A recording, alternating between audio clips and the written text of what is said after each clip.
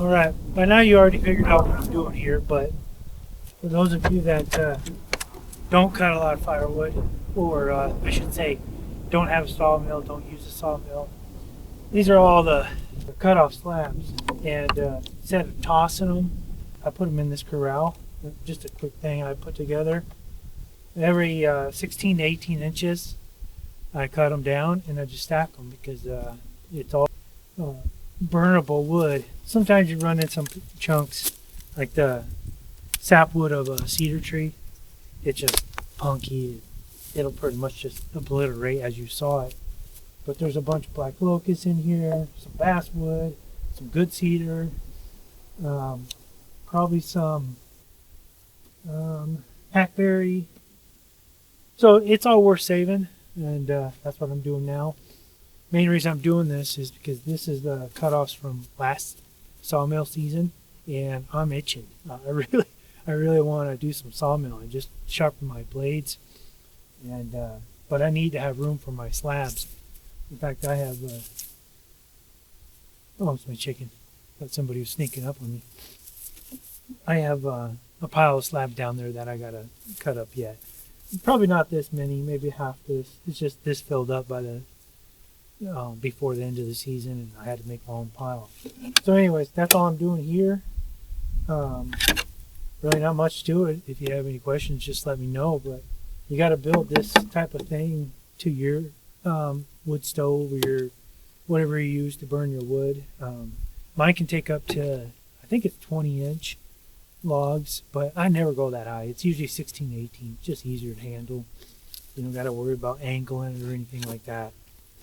So yeah, I'm going to back up the tractor now and just do the rest of this. I let my tractor start. I had to put it on the jump pack to get it started. It's been pretty chilly. I think today is like high 11.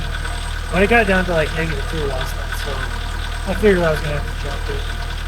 They sound horrible when you first start. All that oil's at the bottom. It takes a while to get up there. Always freaks me out.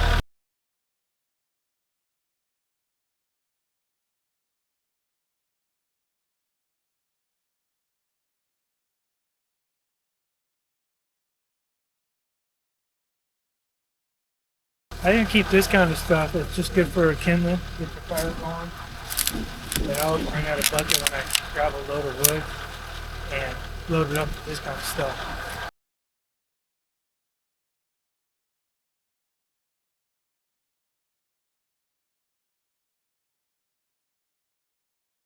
So that pile to my right, now your left, is ready to burn.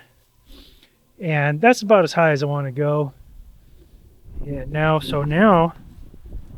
this pile to the left of that is all ready to burn.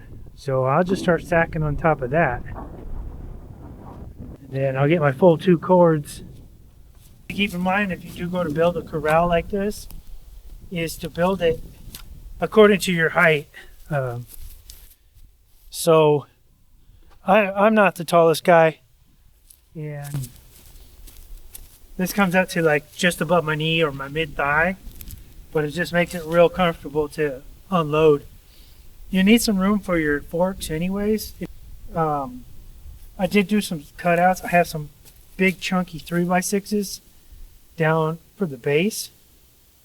And initially I put my forks on the way bottom, but it made it real top heavy. So I just slide them in here now. And it's way better now. It's not so top heavy, a little more balanced. The fulcrum is a little better. And my forks have a pretty big headache rack, or whatever you want to call it. So it just leans up against there. So just a tip, that's all. Some of these are pretty big. Just never know what you're going to get out of the tree. I mean, sometimes it has such a bow in it that can't help but have big slabs or waste slabs. Honestly, I just call them slabs because nothing goes waste. I burn everything.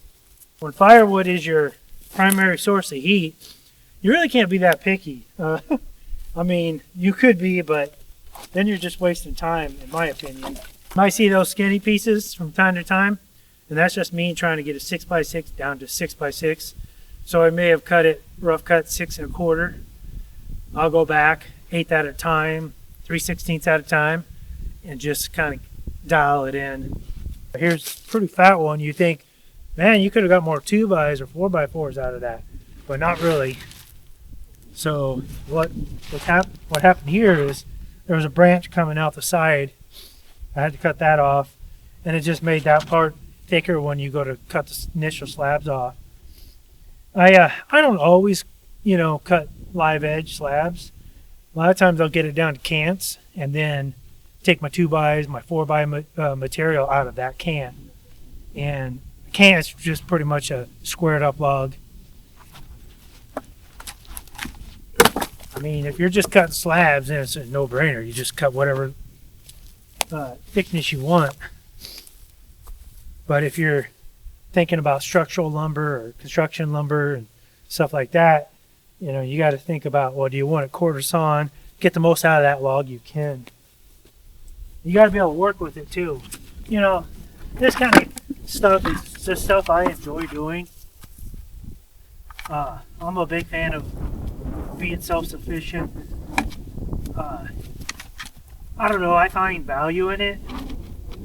And I also think if more people had that mindset, society as a whole would benefit.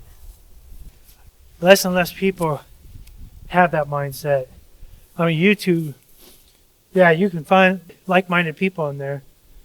99% of people aren't interested in this lifestyle. Whether they're enslaved and they don't know it, or they're enslaved by choice. They're not interested in any kind of self-reliance approach to life or, worldview. It's unfortunate. We used to be that way. Just even in my lifetime, back in the 70s and 80s, there was way more people that were willing to go out and work for a living. I'm kind of a stats nerd just because of my job. But, I saw a stat the other day, like 20% of the unemployed American men, it was something to that. It was a large percent, 20+% of American men that are unemployed choose to be unemployed. Yeah, that just boggles my mind. And maybe it's just too easy to do so. But again, like I've said plenty of other times, I'm a fan of the old school values. There's no honor in that at all. You got to honor yourself. Sitting at home and eating the processed foods, drinking the sodas, and all, doing absolutely nothing but maybe playing video games or doom scrolling on YouTube or whatever it is. People are not looking for this. It's very unfortunate. I don't think they will until we have that hard reset. Whatever that comes in the form of, it would have to be a very hard reset. People are definitely addicted to the abundance of comfort we have in our society today. Certainly not on here for money. I work for a living. I have a job. I come out for a couple hours at night, try to get some stuff done, and then weekends. Of course, I have a goal to get this place to a certain point when I do retire. I can enjoy it. I'll always do some sawmill and I always do my projects, but I'm pretty much there. I've got to do a little more painting on the house. As far as work goes, all my projects and stuff, that's just my hobby. I don't really consider that work. Getting firewood and stuff for the winter and cleaning up the woods. I love that stuff. So I don't consider that work. But yeah, I got some painting I got to get done, a couple retaining walls, and then I'll be to the point where just concentrate on my projects. Like this summer, I definitely have some big projects coming up. Just a little teaser there. involves concrete, rafters, trusses, all that stuff. So I'm going to try to make the rafters myself. Well, I'm not going to try. I'm going to make them myself. I've been on the lookout for reasonably priced. You know, I had a very tight window as far as width goes, and they're just hard to find. And if you do find them, they're so far away. I have a trailer, but it's U-load, and well, I'm usually by myself, so it's hard to load up 25-foot trusses, give or take, by yourself. You know, once in a while I can get some help, but I just try to time it where I don't have to bother them. So anyways, some of them projects are coming up. That's why I got to get this freed up so I can put my waste slabs on there. Wobbly, what's going on? Huh?